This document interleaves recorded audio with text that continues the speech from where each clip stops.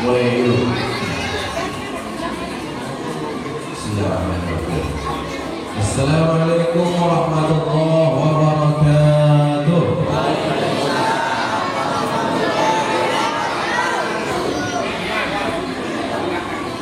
Alhamdulillahilladzi hamdan katsiran kama amar tayyiban mubarakan fihi ala kulli hal kama yuhibbu rabbuna wa yarda. Asyhadu an la ilaha illallah wa la nusyrik bi rabbina ahadan wa asyhadu anna Muhammadan abduhu wa rasuluhu alladzi yantiqu 'anil hawa in huwa illa wahyun yuha. Wassalatu wassalamu ala nabiyyina wa rasulillahi wa sayyidina Muhammadin sallallahu alaihi wasallam al-Mustafa wa ala alihi wa ashabihi radhiyallahu ta'ala anhum ajma'in wa man tabi'ahum bi ihsan ila yaumiddin. Amma ba'd. Qala Allah tabaraka wa ta'ala fil Qur'anil Karim wa huwa asdaqul qailin. A'udzu billahi minasy syaithanir rajim.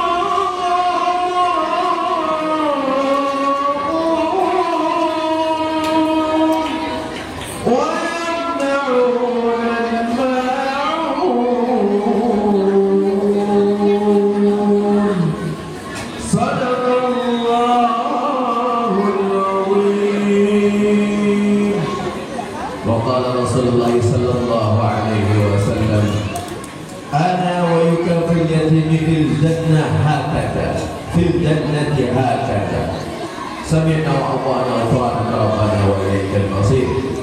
Shadaqallahu al-'azim wa shadaqa rasulun nabiyyil karim wa nahnu 'ala dzalika minasy syahidin wasy-syakirin. Alhamdulillahi rabbil alamin. Setelah kita memanjatkan puji dan syukur kehadirat Tuhan yang Maha Esa, Maha Suci lagi Maha Tinggi, Allah Subhanahu wa taala, atas segala limpahan nikmatnya yang dicurahkannya kepada kita, dari atas dicurahkan ke bawah. Itulah dia Al-Khaliq kepada Al-Makhluk, yaitu kepada makhluk hambanya kita semua. Terutama nikmat iman dan Islam. Tanpa kenikmatan iman dan Islam ini, kita tidak akan mungkin hadir di haflah mubarakah yang diselenggarakan oleh segenap pengurus dan segenap jamaah Masjid Al-Fadizilwa beserta perumahan di sekitarnya. Dan hal ini tidak akan mungkin terjadi. Kita tidak akan mungkin kenal dengan Allah, kenal dengan Rasul, kenal dengan ajaran Islam tanpa diperkenalkan oleh sosok manusia yang agung karena diagungkan oleh Yang Maha Agung, sosok manusia mulia karena dimuliakan oleh Yang Maha Mulia. Ialah Habibana wa Nabiyyana wa Rasulullah Muhammad sallallahu alaihi wasallam. Salawat salam tersajikan, terhadapkan tersampaikan, terhadirkan kepada beliau yang menuntut kita semua dari jalan yang gelap gulita menuju jalan yang terang benderang.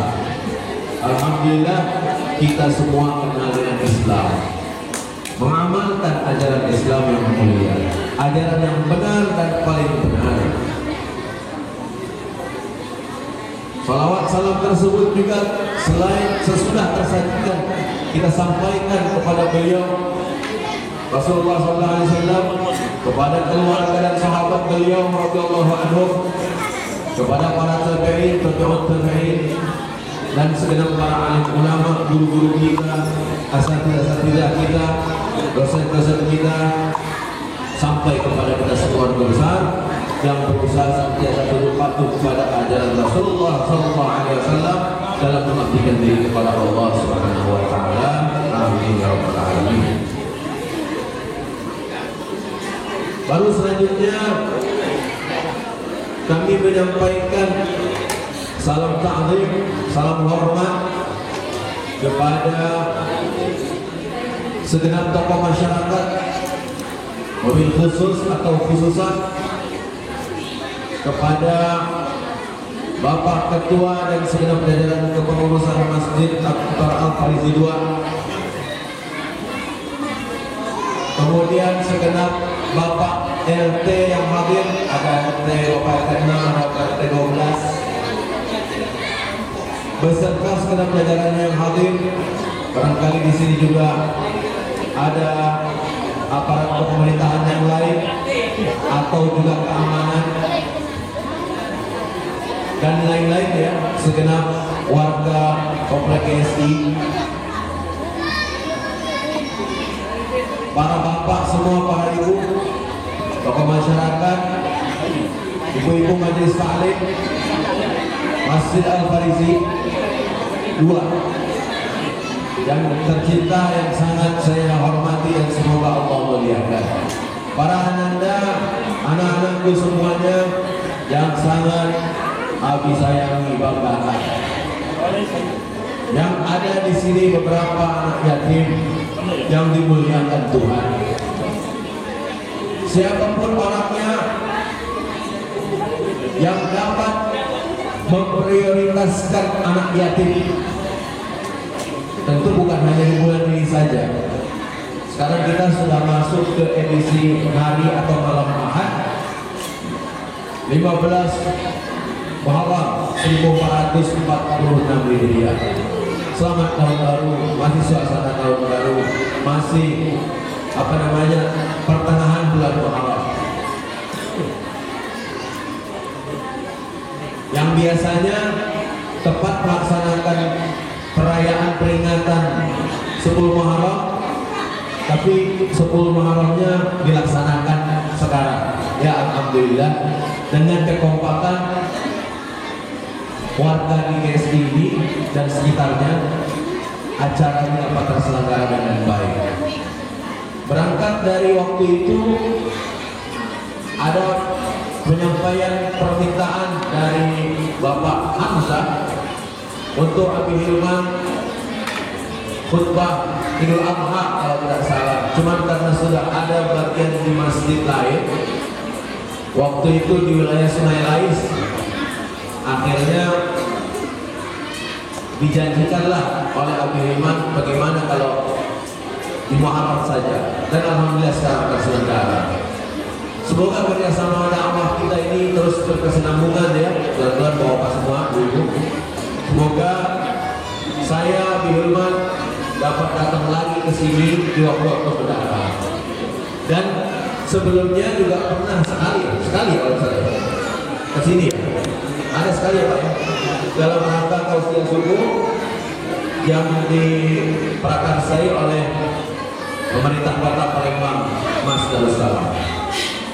Saya datang ke sini sebagai salah satu ya Ustadz Palembang, Mas Darussalam lah gitu ya, Ustadz Palembang dari Pemkot. Dari sekian 1000 asatid ya, 1000 ustadz wal ustadzah, 1000 ini rekor pemerintah Kota Palembang menaungi 1000 ustaz mendukung perjuangan dakwah ustaz-ustazah. Ini rekor, di daerah lain belum tentu ada. Allah alam, tapi belum tentu ada. Jangan bagi kita doakan pemerintah Kota Palembang, siapapun orangnya, siapapun pejabatnya, atas nama pemerintah kita doakan mudah-mudahan pemerintah Kota Palembang ini senantiasa diberkahi. Dan juga pemerintah Kota Palembang ini sesuai dengan tua para sultan terdahulu, Sultan Mahmud Badarudin, tua para ulama, yaitu Palembang Darussalam. Mudah-mudahan Palembang Darussalam ini benar-benar Darussalam. Senantiasa ajaran Allah ditaati, senantiasa hukum Allah diterapkan, senantiasa pengisi Palembang Darussalam ini adalah orang-orang yang taat kepada Allah Subhanahu wa Ta'ala. Amin ya rabbal alamin. Biar berkah Palembang ini. Dan dari 1000 ustaz-ustazah itu, Abi Hilman satu-satunya yang disabilitas, yang tunanetra, yang tidak dapat melihat. Jadi sambil perkenalan, inilah Abi Hilman. Memang keadaannya tunanetra seperti ini. Jadi mudah-mudahan dapat menggugah semangat para jemaah semuanya dengan keadaan yang seperti ini. Barangkali anak-anak yatim Allah curahkan ujian berupa kehilangan orang tua.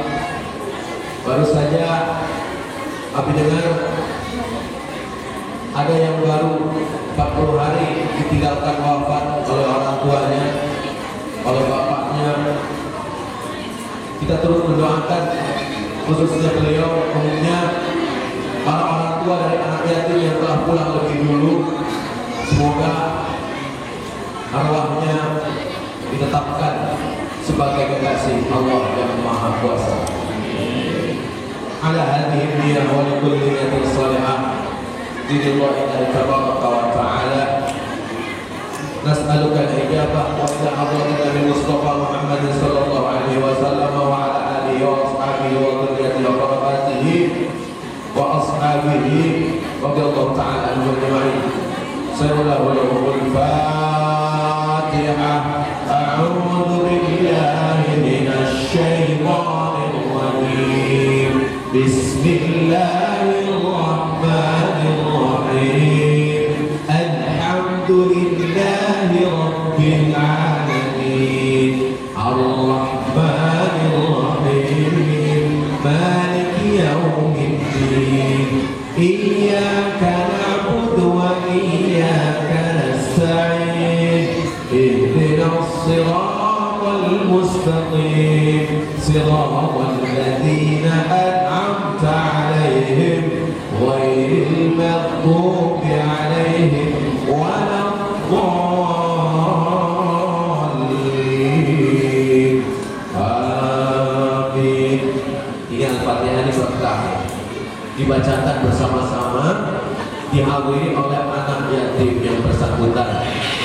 Mudah-mudahan dengan Al-Fatihah dan doa tadi, semoga arwah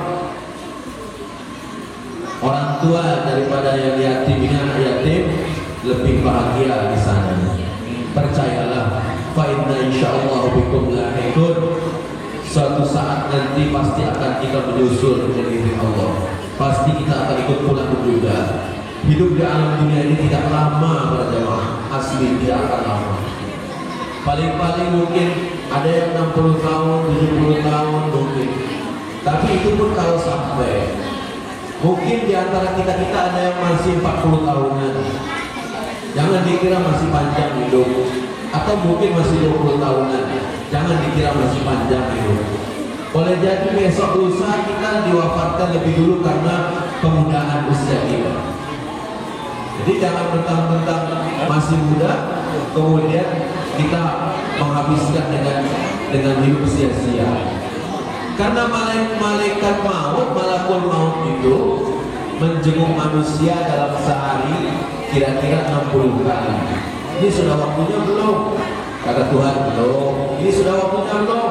Kurang menyatakan sudah cabutlah, cabut. Ya. Jadi ya memang apa namanya orang hidup ini tinggal menunggu aja. Ya, kita hidup ini menunggu. Hidup ini harus senantiasa dalam keadaan intazir. Ya, harus menjadi orang yang muntazir, harus menjadi orang yang selalu menunggu dan menunggu. Apa saja yang kita tunggu? Yang pertama, menunggu kematian, menunggu kepulangan. Belum siap. Lah kalau belum siap, kapan siapnya? Nunggu siap terus. Ya, bacalah kita ngatur Tuhan. Gak begitu, jangan. Kita ini tidak boleh ngatur Allah. Allah lah yang ngatur kehidupan kita. Kalau kita waktunya sudah emang waktunya, ya sudah. Kalau belum waktunya, hati-hati, tunggulah kematian itu. Ya, cara menunggu kematian itu bukan tunggu-tunggu kapan aku mati, kapan lagi aku. Bukan begitu. Cara menunggu kematian itu adalah bagaimana kita mempersiapkan amal-amal soleh untuk kematian. Para bapak, para ibu, kalau kira-kira kita mau tidur, apa yang harus dipersiapkan Pak Bu? Kalau mau tidur malam ini, kita hendak tidur. Nah, kira-kira apa yang dipersiapkan ketika mau tidur ini? Pertama Pak, apa kira-kira Pak? Mau tidur aja mau tidur. Bantal, sarung, bantalnya pakai spray kan, pakai bungkus kan? Spraynya yang bersih atau yang sudah bau hilang? Yang bersih. Sampingnya sampai sarungnya bersih kan? Nah, di sebelahnya pasti yang enak ada orang rumah. Orang rumahnya ikut ya? Orang rumahnya ikut? Oh pantas lah. Iya lah pantas. Coba kalau orang rumahnya nggak ikut, nggak ngomong itu Pak. Iya, ya. Terus udah gitu, nah keadaan orang rumahnya sendiri yang seperti apa Pak? Apakah yang pakai dasternya itu aja 2 hari 3 hari? Atau pas mau tidur badannya bau masakan, bau bawang? Tidak, ya kan? Ibu mesti pakai balsam, bukan pakai parfum, ya kan? Harus dandan dulu yang bersih, jangan baju tadi siang keringetan capek dipakai tidur, gitu. Kamarnya diwangi-wangi, spraynya juga yang baru, pakai kelambu, ya kan? Supaya tidak digigit. Nah, makanya jangan dalam kelambu tuh hati-hati. Hati-hati kan, semua ada persiapannya. Enak. Lampunya enak dinyalakan apa dimatikan Pak? Kalau menurut sunnah ya, bukan mana-mana bikinnya menurut sunnah. Menurut sunnah lampu matikan dulu, bismillahirrahmanirrahim, matikan lampu. Gitu. Ya kan? Atau macam di hotel Pak, pakai lampu-lampu itu, lampu-lampu tidur itu. Ya, bisa jadi ya kan? Lampu-lampu yang agak sahdu dingin gitu kan?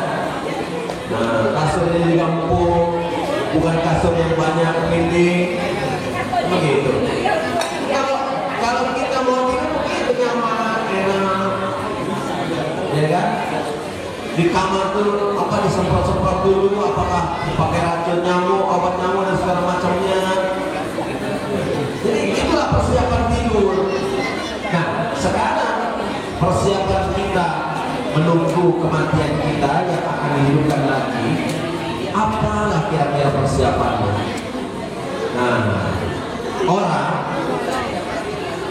ya Pak Bu, kalau nanti ada yang sudah wafat itu, yang dia dihadapkan dengan pengadilan Tuhan, maka dia yang diminta itu apa? Yang diminta itu nanti فيقول رب لولا أخرتني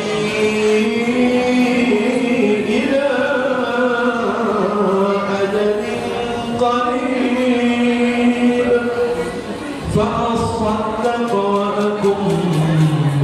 الصالحين.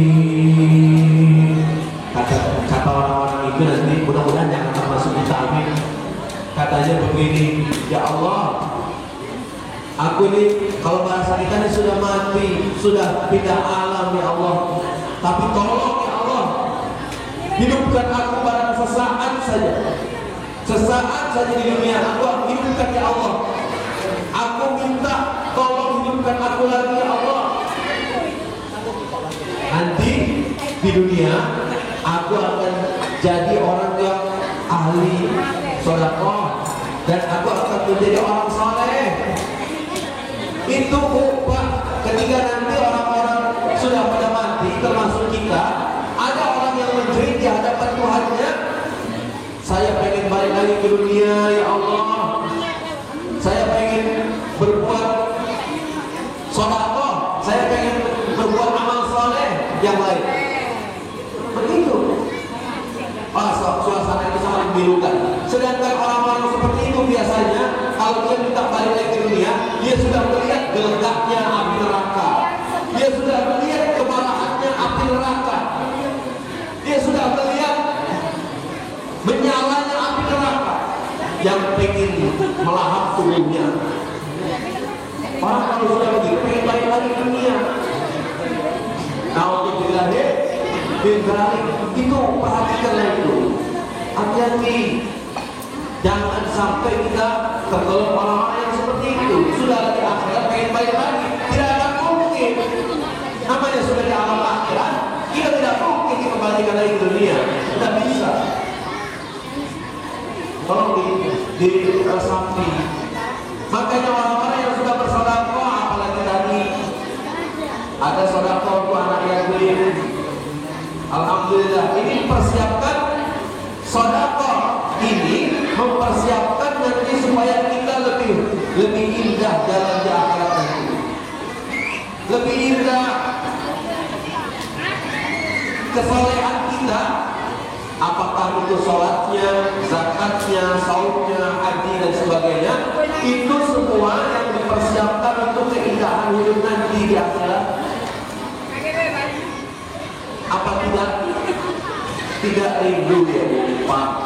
Apakah kita tidak rindu ketemu dengan Nabi Muhammad SAW? Saya tanya, apakah kita tidak rindu pengen ketemu dengan Rasul? Apakah tidak kepengin rindu cinta ketemu dengan Rasul? Coba Pak, sebenarnya ingin tidak kita bertemu dengan Rasul? Sering kita mengucapkan namanya kan, Allahumma sholli ala Sayyidina Muhammad, minimal begitu kan? Kita sering mengucapkan. Kalau kita ngomong salawat itu kira-kira apa sih yang terbayang?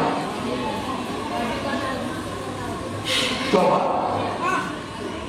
Bu, masih hidup? Kira-kira kemana? Coba Bu, Ibu kira-kira rindu mana antara ke suami sama ke Rasul? Cobalah jawab saya. Yang benar jawabnya, yang tegas Bu. Kalau dengan saya ini harus tegas jawabnya. Ibu rindu mana? Tinggi mana rindunya? Rindu ke suami apa ke Rasul? Yang benar, yang serius. Nanti gak dapat syafaat ente. Coba. Gak boleh di dua. Ibu pengen di dua? Pengen di dua enggak?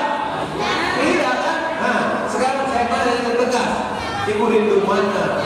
Kepada Rasul atau ke suami? Tidak bisa. Ibu juga gak mau di dua kan? Ibu gak mau di madu mungkin? Itu. Sekali lagi saya tanya dengan tegas. Jawab dengan penuh keikhlasan. Jangan ada dusta di antara kita, gitu ya. Jawab dengan tegas. Ibu-ibu ini nanti Tuhan jadi saksinya. Lebih cinta atau jangan-jangan atau bapak ini ya. Di rumahnya pasti nanti berantem. Orang melihat berapa ini bahaya. Ya, ini ibu. Sekali lagi, cinta kepada Nabi Muhammad Sallallahu Alaihi Wasallam atau cinta sama suami? Dua-duanya. Pak, ibu bilang dua-duanya. Pak, ayo Pak ya, tunjukkan harga diri kita sebagai seorang laki.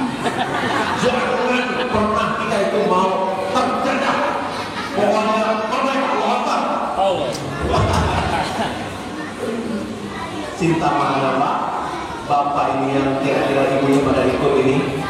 Cinta mana? Kepada istri apa kepada Rasul? Rasul.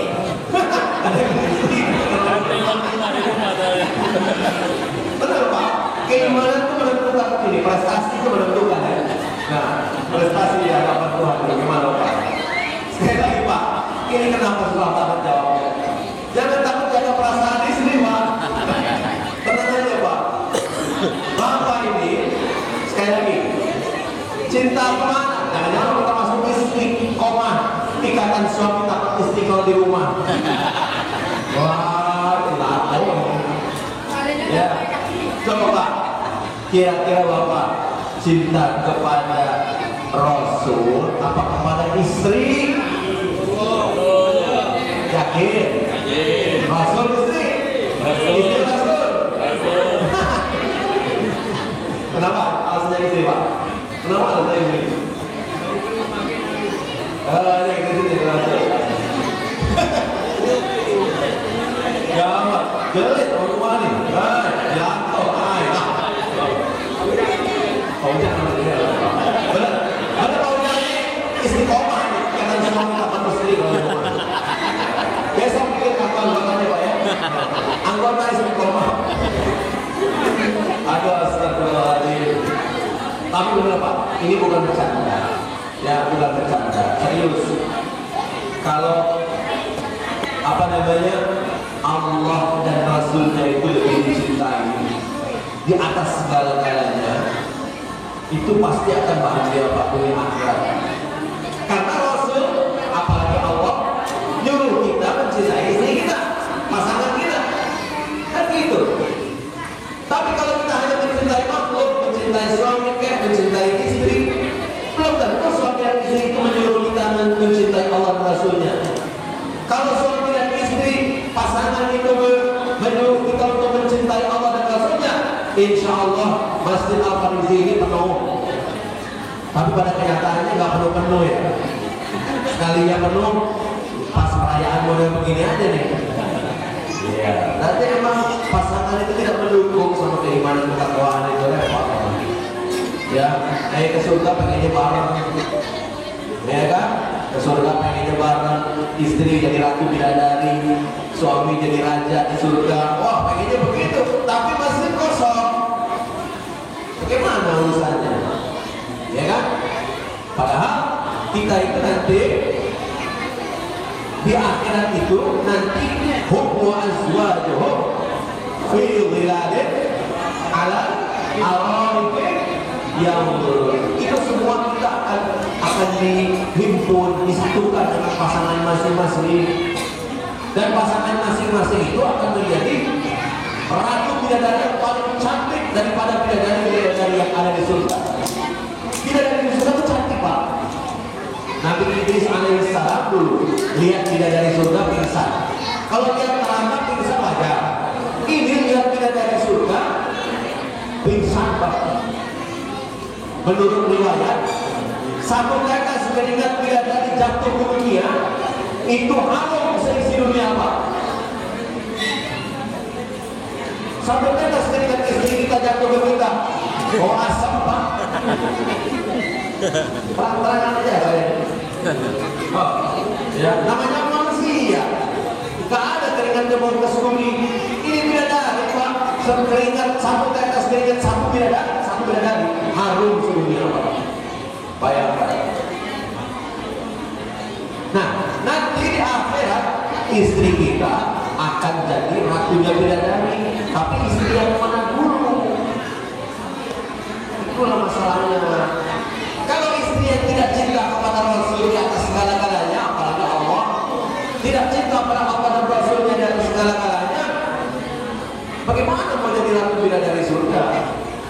susah. Suami juga tidak cinta kepada Allah dan Rasulnya di atas segala-galanya, cinta kepada anak, istri. Bukannya tidak boleh, tapi siapapun orang yang cinta kepada Allah dan Rasulnya, itu dia pasti akan cinta kepada istri dan anaknya itu karena Allah dan Rasulnya itu. Makanya cinta kepada Allah dan Rasulnya itu harus duluan, harus di atas segala-galanya. Mati pun kita rela untuk Tuhan. Karena kalau Allah itu punya surga, punya neraka, nah kalau pasangan kita punya apa? Tidak punya apa-apa pasangan kita. Segala-galanya juga dari Tuhan. Allah yang memberikan segala-galanya. Punya apa pasangan kita? Takut soal pasangan. Aduh ya Allah, gak punya wibawa soal pasangan. Emang dia punya apa? Coba. Ya makhluk namanya juga makhluk biasa. Segala-galanya dari Allah. Tuhan yang kasih segala kenikmatan ini. Sampai dirinya sendiri juga milik Allah.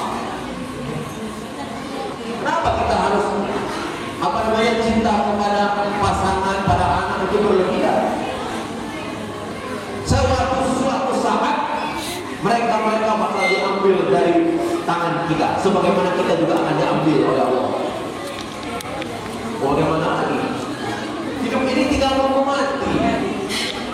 Makanya orang kalau sudah tahu hidupnya bakal nunggu yang seperti itu, nunggu kematian, maka biasakanlah hidup itu selama hidup di dunia ini harus nungguin sholat, harus menunggu sholat, dan menunggu juga berbuat kebaikan yang lainnya.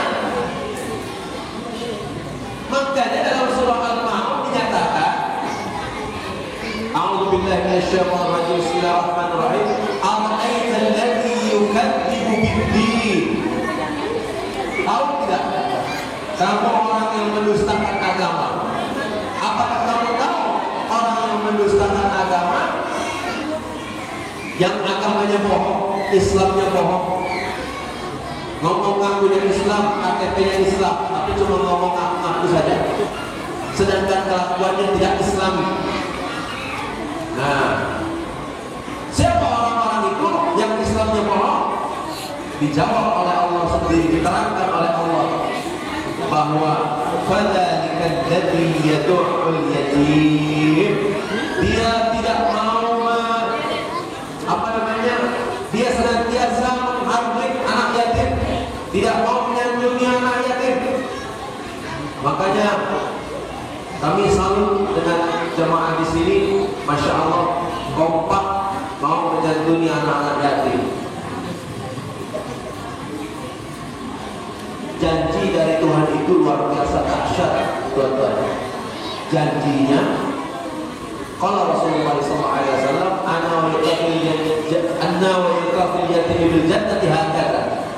Aku dan orang-orang yang menyantuni anak yatim itu akan bersandingan denganku di surga seperti begini. Dua jari hakada, dua jari didekatkan seperti ini. Siapa yang menyatakan begitu? Aku dan orang-orang yang menyantuni anak yatim akan berdampingan di surga nanti. Jadi penghuni surga sama-sama. Siapa yang menyatakan itu? Siapa? Rasulullah SAW. Itu hadisnya.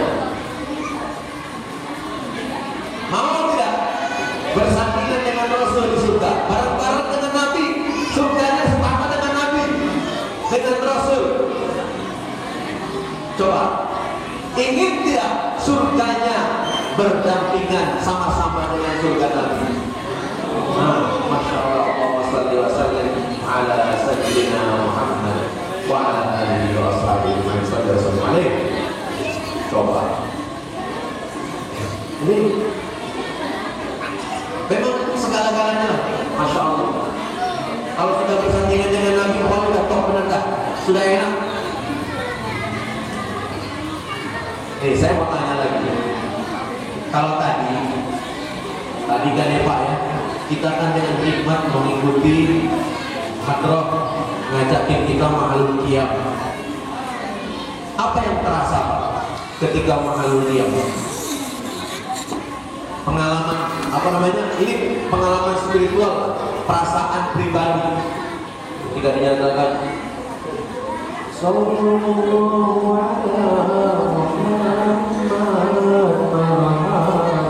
apa yang terasa? Kira-kira ada yang bilang merinding. Merinding berarti harus diruqyah loh. Iya, ada yang bilang Pak, saya malu dia merinding. Ruqyah. Apa kira-kira? Ada satu aja. Apa perasaan? Hah? Bro? Tenang. Coba tenang. Bu masih hidup juga? Ini jam berapa ya? Tenang ya. Ibu apa perasaannya Pak waktu mengikuti pembacaan mahalul qiyam? Tenang juga. Butang lupa kan? Butang lupa. Atau masih ingat?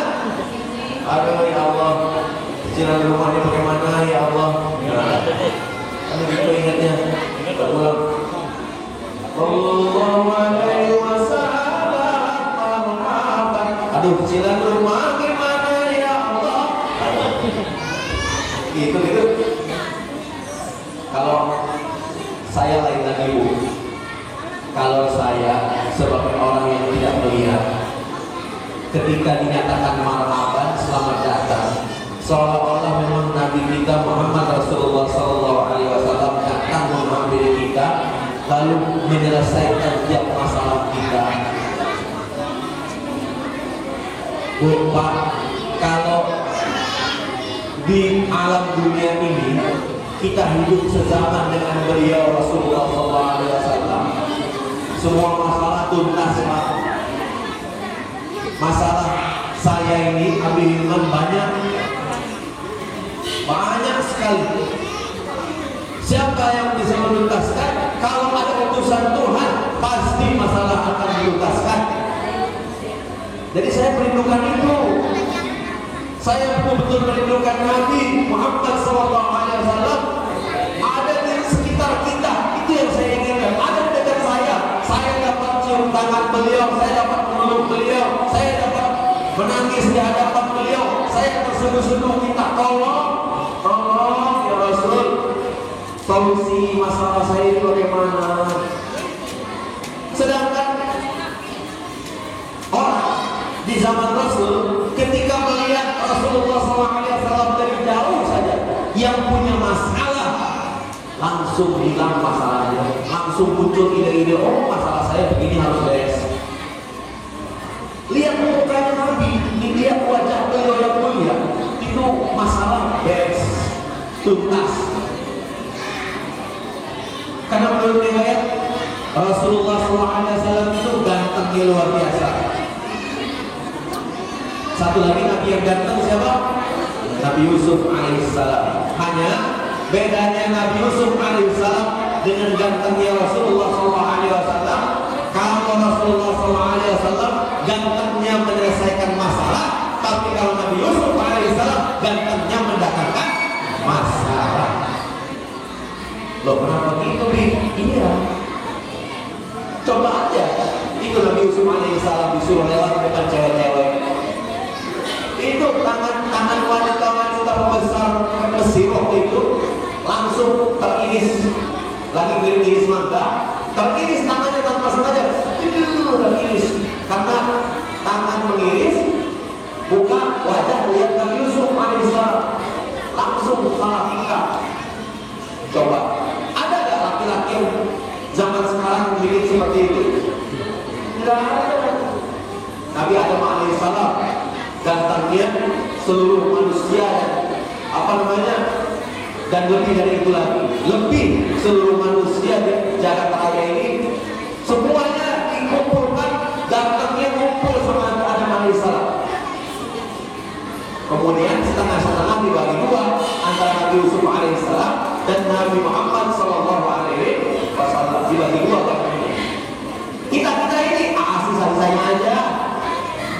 Aduh, kita ini hancur-hancuran. Ya, pokoknya habis-habisan hancur-hancuran kita ini. Untung aja masih ada yang mau juga. Iya. Mungkin para ibu tergila-gila sama para bapaknya dulu waktu pada muda di rumahnya. Itu karena kalau lihat bapak aja, bapak coba lihat ibu aja. Coba kalau ibu kalau lihat Nabi, apakah mampus? Kalau lihat Nabi, lihat bapak aja segitu tergila-gila. Bapak-bapak lihat janda, mabok.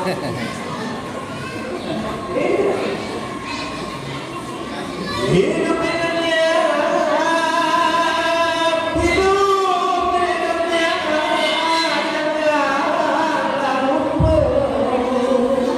asik. Pakai asik nggak? Asik. Lagi Pak. Nyanyi dulu dikit saya. Nyanyi Melayu dikit. Hidup di dunia.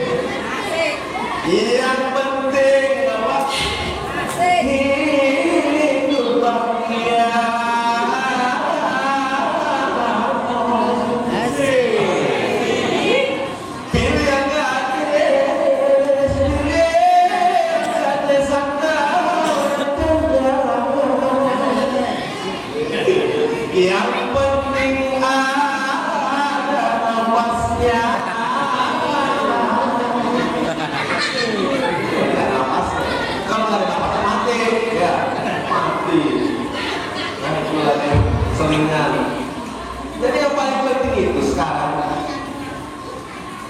lagi-lagi siap-siaplah itu ya, menunggu. Ini sekarang kita tadi sudah sholat Isya. Apa yang kita tunggu setelah Isya?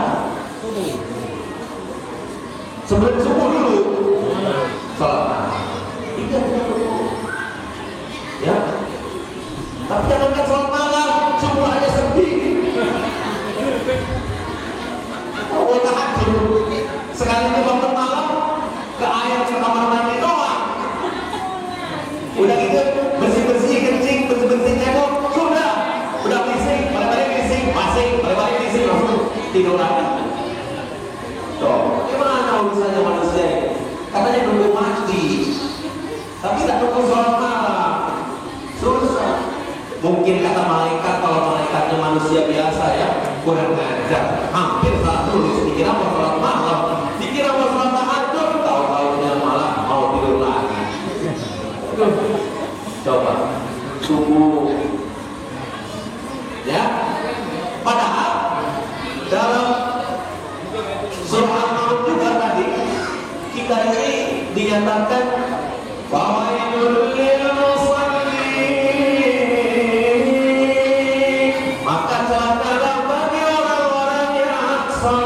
yang sholat aja celaka, apalagi yang gak sholat.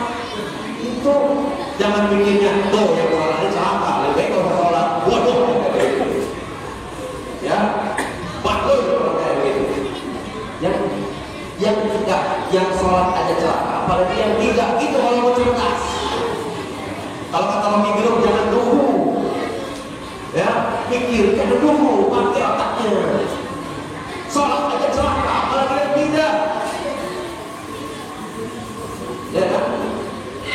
Nah, bagaimana supaya sholatnya itu tidak celaka?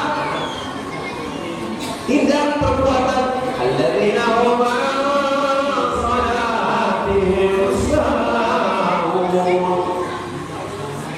dia itu sholatnya lalai itu boleh jadi sholatnya tidak dikerjakan, boleh juga dia itu sholat tapi terlambat. Makanya difasilitasi dengan sholat berjamaah. Sekali lagi, supaya sholat itu tidak lalai waktunya, maka difasilitasi dengan sholat berjamaah. Nah, teman-teman semua perhatikan, kalau kita berjamaah atau orang berjamaah, saya tanya, ada yang yakin kalau sholat kita sudah sempurna? Adakah yang yakin di sini kalau sholat kita ini sudah sempurna? Tidak ada yang yakin. Diterima tidak? Belum tentu. Aduh ya Allah. Kalau sholatnya sendirian pahalanya berapa? 1, itu pun kalau diterima. Kalau tidak, kosong. Apa masih yakin sholat sendirian, Pak? Tuan-tuan semua. Aduh ya Allah ya Allah, bahaya. Ngeri gitu. Nah, dengan sholat berjamaah kita tolong. Siapa yang tolong? Kita berjamaahnya. Apalagi kalau dimulai dengan imam yang bagus. Imamnya enak, bacaannya fasih, baru sholatnya tertolong. Kalau tidak ada yang fasih, ada yang pas-pasan, jangan sampai sholat ditinggalkan berjamaahnya. Tetap laksanakan berjamaah. Dinilainya dari mana, Bi? Dinilainya dari sholat berjamaahnya itu saling melengkapi. Makanya kalau kita sholat berjamaah, usahakan pilih yang paling fasih di antara kita. Baca Quran harus benar. Alhamdulillahi Rabbil Alamin. Bacanya harus benar. Alam tara kaifa fa'ala rabbuka bi ashabil fil. Harus benar bacanya. Jangan sampai bacanya alam tara kaifa fa'ala rabbuka bi ashabil fil. Jangan pula pilih misalnya Alhamdulillahi Rabbil Alamin Ar-Rahmanir Rahim. Jangan ada Tuhan. Pilih baca yang paling fasih. Mohon maaf, sholat berjamaah ini tidak boleh belajar dari imam itu. Harusnya telah baca. Nanti belajar waktunya. Kalau lagi mimpin sholat berjamaah, jangan sampai yang baru belajar. Seperti halnya khutbah Jumat. Cari orang yang benar-benar baca niat, jangan yang baru belajar. Sekarang kan banyak ustaz-ustaz terbitan, baru bisa mimpin yasin tahmid, imamin, udah jadi ustaz. Aduh ya Allah, ya boleh-boleh terserah itu, kena harus itulah. Ya terserah, perlu diamatkan. Ya, tapi cuma kok terlalu gancang, terlalu cepat ini ya, gitu. Baru bisa mimpin yasin tahmid sama imamin. Mana Ustaz? Baik pula kayaknya. Waduh, Ustaz, enggak dipakai Ustaz. Enggak naik dong. Namanya Mahmud. Aduh. Sorry. Jadi sorry pusing ya. Maaf ngomong ya. Sorry guys. Sorry guys. Ini belum ada kopi? Hah? Belum ada kopi? Belum ada tuh kutu pintu. Patungan tuh kopi apa tuh? Belum ada. Ini perjalanan masih panjang supir. Terus ada iklan dulu kita. Baru sampai Mahmud. Jangan ganti-ganti dengan Mahmud. Kopi dulu, ada dulu.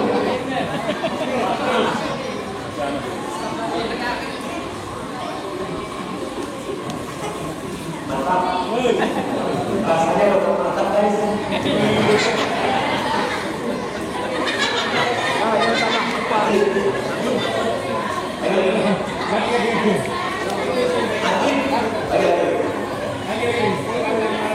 Alhamdulillah. Terima kasih. Terima kasih. Terima kasih.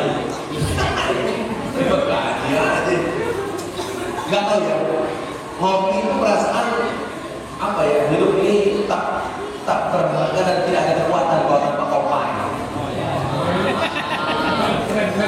Jadi mesti ada kopi gitu guys. Ya jadi guys, guys terus ini tidak ada terbaik.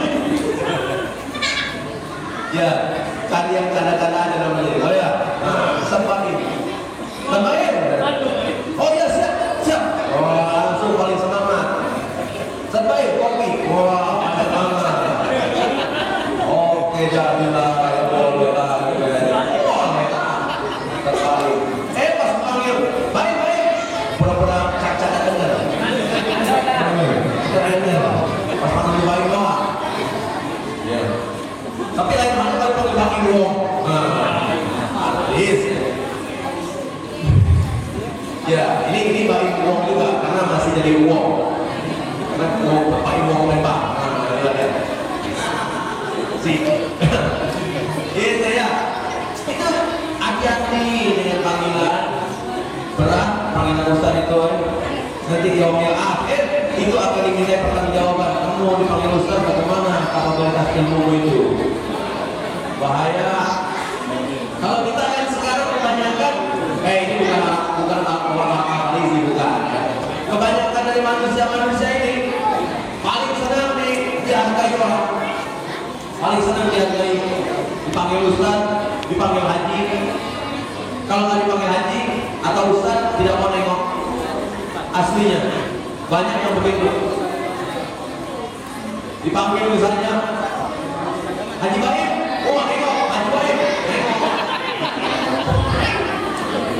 Tapi kalau dipanggilnya baik, nggak nengok. Kalau saya di kampus juga begitu. Waktu saya ini kuliah dulu ya. Saya kuliah di Bandung, STAI Sekolah Tinggi Agama Islam Siliwangi Bandung. Saya di Pulau Bandung. Itu kalau saya mau menyelesaikan skripsi, kalau panggil misalnya nama dosen pembimbingnya itu Profesor Baharudin. Kalau dipanggil Bapak, acuh aja, cuek. Tapi kalau dipanggil Bapak, langsung nengok. Saya mau ini Pak, mau skripsi, mau dibimbing pembimbingan skripsi. Baru dia mau melaksanakan. Jadi banyak orang sekarang ini gila-gila pujian, repot. Asal ibu bapak tahu aja, nama saya yang asli ini Ardiansyah Kurniawan. Yang punya gelar SPDI itu Ardiansyah Kurniawan. Abi Hilmannya itu kuliah gelar sunnah. Artinya saya bapaknya Hilman, Abi Hilman itu bapaknya Hilman. Hilmannya ini ada ikut yang video. Inilah Hilmannya ada. Ya, inilah bapaknya Hilman. Jadi namanya panggil Abi Hilman. Nah, itu gelar sudah cukup bagi saya gelarnya Abi Hilman. Kalau kamu tidak pakai ustaz juga lebih bagus. Ya, karena itu sudah gelar. Kan kalau sunnah, ini sunnah ya, sudah otomatis ya. Kalau namanya orang sunnah itu kunyah gelar disambungkan ke nama bapak atau disambungkan ke nama anak. Kalau anak namanya Hilman, ya namanya Abi Hilman, gelarnya Abi Hilman, bapaknya Hilman. Itu ibu juga, misalnya misal ada ibu siapa yang tahu ya? Ibu siapa yang tahu? Ibu siapa? Ibu bukan. Ada macam ini. Ya. Nah, Ibu Siti ada Ibu Siti. Nah, Ibu Siti. Kalau misalnya bapaknya namanya Ahmad, Ibu Siti Ahmad. Bapaknya ya, bukan suaminya. Jangan sampai suami ibu namanya Ahmad, jadi Ibu Siti Ahmad nggak boleh.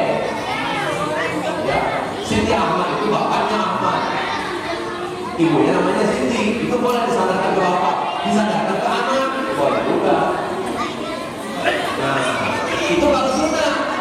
Tapi ada lagi gelar-gelar misalnya kalau dia sudah nikah, nggak tahu mau mulai lagi bagaimana ya.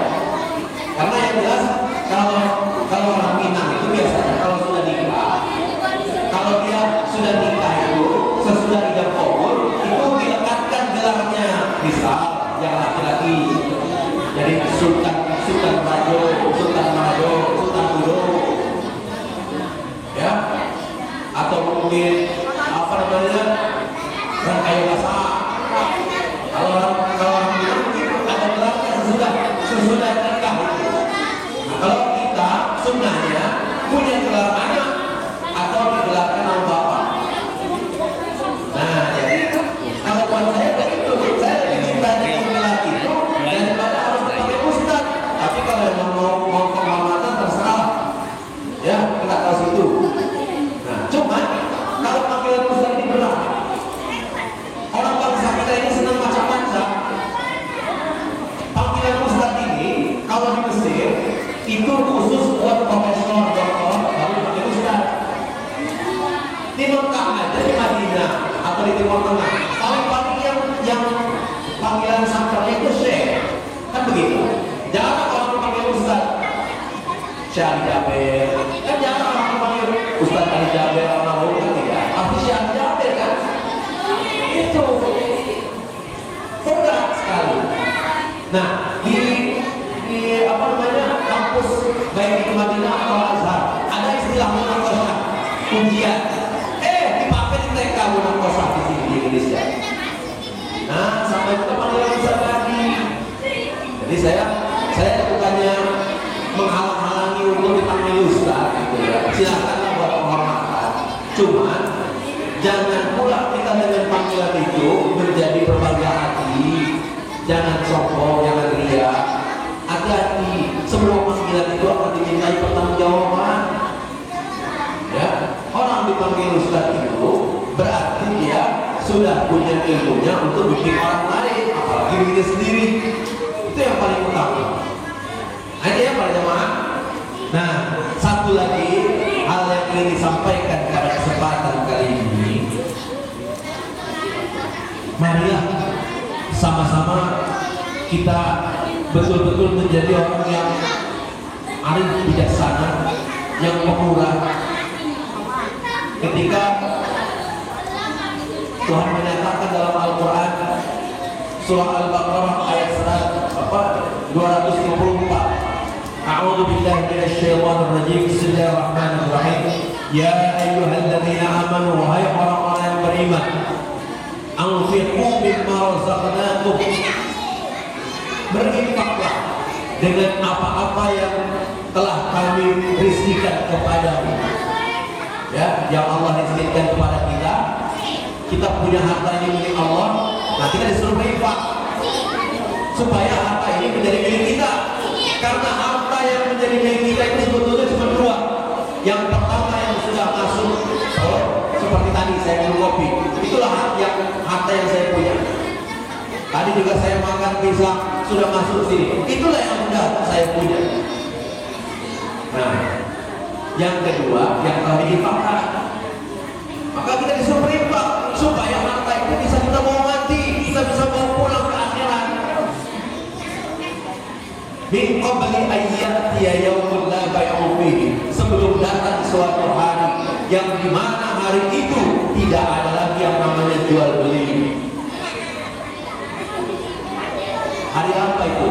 Hari yang dimana di hari itu tidak ada lagi jual beli, walaupun tidak ada lagi yang namanya persaudaraan, wala syafaat, dan tidak ada lagi yang namanya pertolongan, saling tolong, tidak ada lagi. Hari apa tidak ada itu? Hari akhir, tidak ada tiga hal tadi. Kalau sekarang Bapak nuntut saya sebagai orang yang tidak bisa melihat, saya bisa ditolong. Tapi nanti di yaumil akhir tidak bisa Bapak saya menuntut saya lagi, karena Bapak juga sibuk dengan urusan Bapak masing-masing. Walaupun sekelas pengacara, kalau di dunia dia sibuk bisa nolong orang dengan berbagai macam kasus dia menangkan. Kalau di dunia ada pengacara handal, dia hebat menyelesaikan berbagai macam kasus, seperti misalnya Hotman Paris Hutang PA. Memang dia PA. Nah, diselesaikan itu masalah. Nanti di yaumil akhir si Hotman Paris Hutang PA itu boro-boro bisa menyelesaikan masalah orang. Masalah dirinya aja susah, orang dia di neraka. Bagaimana mau menyelesaikan orang dia aja dibakar? itu masing-masing. Yang istri yang katanya dicintai oleh suami, nanti sang istri lihat suami lari tengah langkah, bukan lari mendekat, lari menjauh, karena masing-masing punya urusan.